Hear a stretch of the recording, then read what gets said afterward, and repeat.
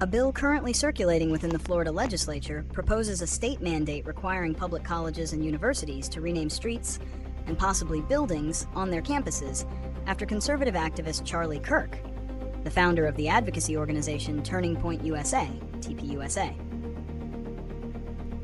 This legislative effort is generally spearheaded by Republican representatives who view Kirk as a significant figure deserving recognition for his contributions to the conservative movement and for challenging what they perceive as the pervasive liberal monoculture in American higher education.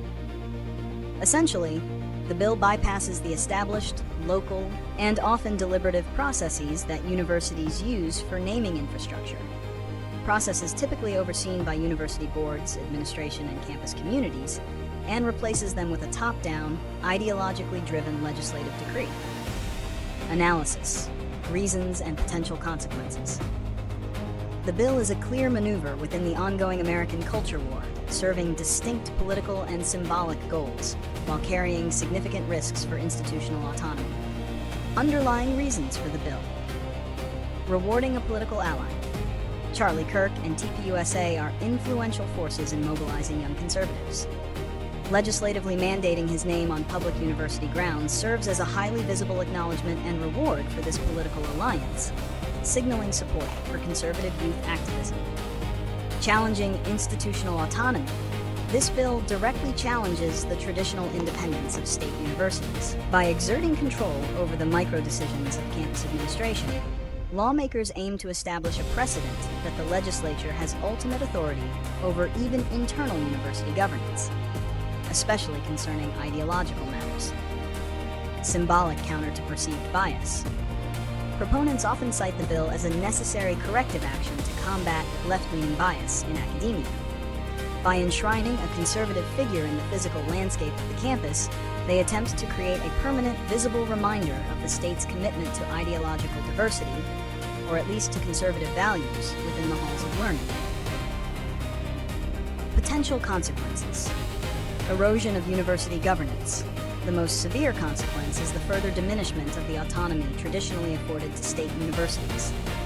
Naming rights are often linked to fundraising, history, or academic merit. Interfering with this process undermines the authority of university leadership and their ability to govern their own institutions effectively. Increased campus polarization. Forcing the honorific renaming is almost certain to provoke significant backlash. Faculty, students, and alumni who object to Kirk's political positions or the legislative overreach will likely engage in protests, petitions, and acts of symbolic defiance. This fuels the very culture war tensions the bill claims to address, distracting from the core mission of education and research. Administrative and financial burden. Implementing the mandate involves substantial costs and administrative work. Every physical street sign, digital map, emergency service routing system, internal directory, and official address must be updated. This diverts taxpayer money and staff time away from crucial academic and operational needs toward a purely political directive. Damage to academic reputation. State universities pride themselves on neutrality and academic freedom. A legislative action widely viewed heavy-handed political interference risks compromising the university's reputation as a neutral space for scholarship and debate. This could negatively affect faculty recruitment, research grant applications, and national university rankings. Prediction and solutions. Prediction. Given the current political landscape in Florida, where the executive and legislative branches are dominated by the Republican Party, the bill has a high probability of passing the legislature. However, its implementation will be fraught with difficulty.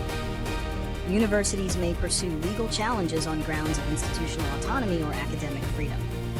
Even if the measure survives legal review, it will likely be met with passive resistance, such as slow implementation, counter-protests, or the creation of unofficial preferred street names by the campus community.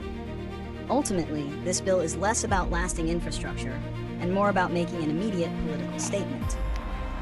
Constructive solutions and alternatives.